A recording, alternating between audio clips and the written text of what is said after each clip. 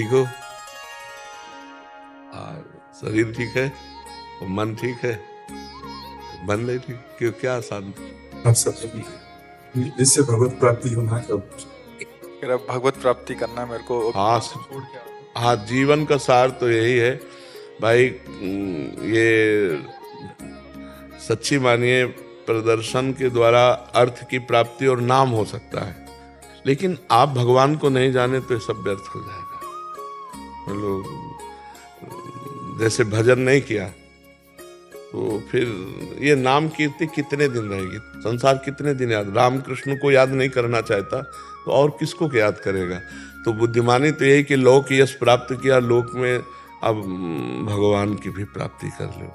हाँ, जीवन का लाभ यही कि जितेंद्रिय होकर और अच्छे महात्मा बनकर भगवान की प्राप्ति कर लो।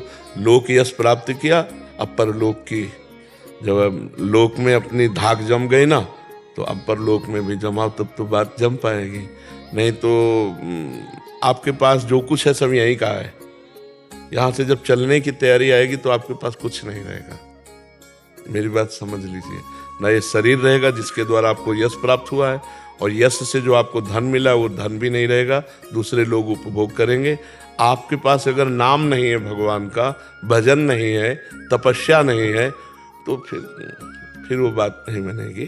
तो हमें लगता है आपके ऊपर भगवान की कृपा है जो आप सावधान होना चाहते हो, नहीं तो बहुत बुरी तरह फंस जाते हैं, बहुत बुरी तरह। यश कीर्ति के एक ऐसा जाल होता है, अब उसके नीचे उतर नहीं सकता है। एक लेवल होती है ना, अब जैसे आप उस लेवल में यश में चढ़ गए तो अब उतर नहीं सकते। अब उस लेवल में जीने के लिए अर्थ चाहिए, और अर्थ के लिए अब कुछ भी करना पड़े। फिर आदमी क्या करता है? अपनी लेवल बचाने के लिए, पोजीशन बचाने के लिए कुछ भी करना, बस इसी में जीवन व्यतीत हो जाता है। धीरे धीरे अवस्था कम होती चली जाएगी, वृद्धावस्था, अब शरीर ही भारी पड़ जाएगा। तो हम ये कहते हैं कि नाशवान शरीर है, आज नहीं तो कल धोखा दे जाएगा।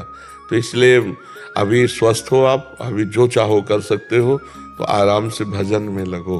कमा कर अगर इतना हो गया हो कि आप एक वास खरीद सकते हो, आप खा पी सकते हो, तो भारत में कहीं भी रहो, खूब नाम जप करो। नाम जप से सब मंगल हो जाएगा, धीरे धीरे मन बदल जाएगा। और हम कहते हैं मन बहुत बढ़िया तुम्हारा है, इतने बड़े भोग विलासिता के बीच में रहकर भी तुम्हारे मन में अभी इतनी जगह है कि मैं भगवत प्राप्ति करूं। और भगवान कह रहे हैं, भोगैश्वर्य प्रसक्ता नाम तया प्रहत चेतसाम व्यवसायत्मिका बुद्धि समाधो न विधीयते। जो भोग और ईश्वर में फंस जाता है वो कभी ये नहीं सोच पाता कि मैं भगवत प्राप्ति करूं। और आपकी सोच है, इसका मतलब अभी भगवान आपको बचा रहे हैं, तो अभी निकल जाओ। नहीं, जैसे आपका यश व्याप्त है ना, जैसे आपका समाज, तो वो फिर उसी में लगा रहता है। आप निकलो, भगवान की तरफ चलो, ठीक है।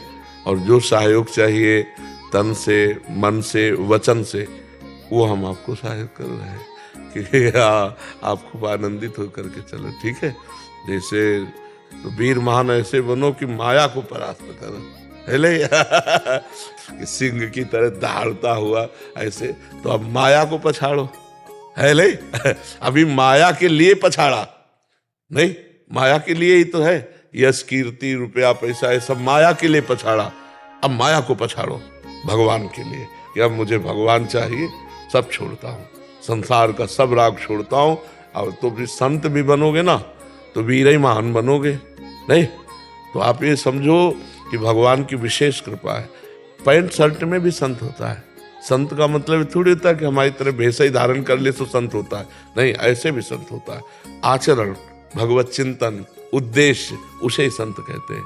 विभीषण जी राजमंत्री की पोशाक में आए थे और भगवान ने कहा, तुम सरीखे संत प्रेम हो रे, धरो देह नहीं आन नहीं हो रे। तो आप नाम जप करो, सत्संग करो और छोड़ो, क्योंकि ये शरीर धीरे धीरे ऐसे गया तो फिर ऐसे भी आएगा। तो ऐसे आने के पहले ये सब जोड़ दर्द करेंगे। मान लो आप 1 घंटा 2 घंटा व्यायाम करते हैं, जब 2 घंटा व्यायाम नहीं करेंगे तो यही शरीर दर्द करने लगेगा, यही शरीर उठना बैठना मुश्किल हो जाए। तो भजन में लग जाओ, चित्त भगवान में लगा हुआ है तो इतना तो होगा ही कि आप खा पी सकते हो। माया को पछाड़ो, ठीक है। वीर महान वही जो माँ के गर्भ में दोबारा लाना पड़े, जो मृत्यु पर विजय प्राप्त कर ले, है नहीं। वही वीर है जो वीर को जीत ले, वही वीर है जो माया पर विजय प्राप्त हो। वही वीर है जो माँ के गर्भ में ना आना पड़े। काम, क्रोध, लोभ, मोह, मद मत्सर, इनको पछाड़ो, भगवान का आश्रय लेकर। चाहे जितना कोई वीर हो, ये सबको पछाड़े है, इनको जो पछाड़े सो महावीर नहीं। तो इसलिए आगे बढ़ो, भगवान की विशेष कृपा। ये भी मतलब आपका सत्संग सुनते हैं? तो हम तो अपनाए हुए हमारे तो दोस्त ही सब हो। हाँ, दोस्त ही है। हाँ, नहीं बल है। तुम केवल हनुमान जी महाराज चुपचाप खड़े थे, तो अब पूछ रहे थे कौन समुद्र के पार जाए, कोई कहे ऐसा, कोई कहे। तो जामवंत ने कहा पवन समाना का चुप साधिरा बलवाना, उठ खड़ा हो। तो हनुमान जी एकदम भूधराकार शरीर, बोले क्या करूं, समुद्र को पी जाऊं या लंका उखाड़ करके यहाँ रख दूं? बोले कुछ चले, समुद्र पार करके जाओ, सीता जी खबर लेके आओ। तो वो बल है। हम भगवान के अंश हैं, हम भगवान के बच्चे हैं, हम जो चाहें वो सब कर सकते हैं। बिल्कुल आप निश्चिंत रहो, नाम जप करो। नाम में एक अपार सामर्थ्य है, वो आपको दिशा देगी। क्या नाम जप करें, मतलब क्या जप? जो प्रिय लगे। हमें कहते हैं, हम तो, हमारा प्राण प्रिय तो राधा राधा नाम है। आपको राम, कृष्ण, हरि, शिव जो प्रिय लगे वो नाम जप करो। आपको कौन सा प्रिय नाम लगेगा? अभी तक तो राधा राधा। हाँ, जो नाम प्रिय लगे उसी को अधिक मात्रा में जपो, बहुत इससे पावर मिलेगा आपको। अब देखो, शारीरिक बल अलग चीज है, आध्यात्मिक पावर अलग चीज है। बाहर के वीरों को तो हम गोली से या भुजा से परास्त कर सकते हैं, लेकिन अंदर के वीरों को नहीं। जो अंदर अटैक करते हैं उनके लिए आध्यात्मिक ज्ञान चाहिए, और उसके लिए आध्यात्मिक बल चाहिए। वो नाम के द्वारा मिलेगा। जितना नाम जप करोगे आपको खुद महसूस होगा अंदर। ठीक है जी। हम तरंगे तेरी तुम समुंदर प्रभु, तुम ही बाहर हो तुम ही अंदर प्रभु। बस बिल्कुल, बिल्कुल वही अंदर है, वही भीतर। हम सब उनकी तरंग है, वो समुद्र है। बिल्कुल हम तुम्हारे हैं सदियों से मेरे हो तुम। बिल्कुल बिल्कुल, हम भूल गए प्रभु को, अपने भूल गए। वो हमारे सदियों से थे, बिल्कुल हम प्रभु के हैं, हम भूल चुके थे। बस यही बात है जी जी। बहुत बहुत सुंदर।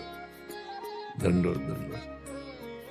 जय जय श्री राधा, जय जय श्री ईश्वरी जी की जय।